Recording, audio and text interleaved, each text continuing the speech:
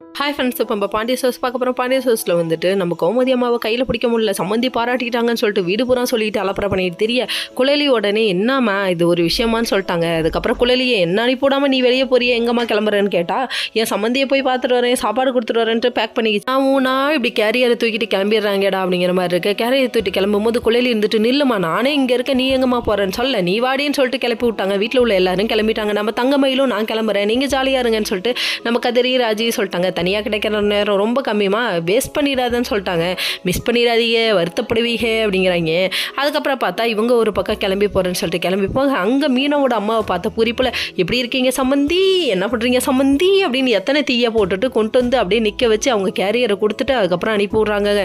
அதுக்கப்புறம் இவங்க நம்ம செந்தில் இருக்காரு, அவங்க மாமியார் அவங்க கவனித்து பேசிட்டு வர என் ரெண்டு அம்மாவையும் பார்த்ததில் சந்தோஷம்னு சொல்லிட்டு சென்டிமெண்ட்டாக போட்டு தாக்கிட்டாங்க. இன்னொரு பக்கம் நம்ம ராஜும் கதிரும் இருக்காங்களே, சும்மா பூந்து விளையாடுறாங்க. எப்படின்னு பார்க்குறீங்களா, ஓடி ஓடி விளையாட, ஓடி ஓடி விளையாட வாடா அப்படின்னு சொல்லிட்டு பாட்டை போட்டுவிட்டு கலாய்க்கிற ரேஞ்சுக்கு போயிடுச்சுங்க. இவங்க ஓடி பிடிச்சி விளாட்றாங்க. ஓடி பிடிச்சி விளாண்டதை பார்த்தோன்னே நம்ம செந்தில் இருக்காரு, வீட்டுக்கு வந்தவர் வந்து பயங்கரமாக கலாய்க்க ஆரம்பிச்சிட்டாரு. டே ஆள் இல்லாத நேரத்தில் கேப்பு கிடைக்கிறப்பெல்லாம் கெடா வெட்டுறாடா, நீ வேற லெவல்டா அப்படின்றாங்க.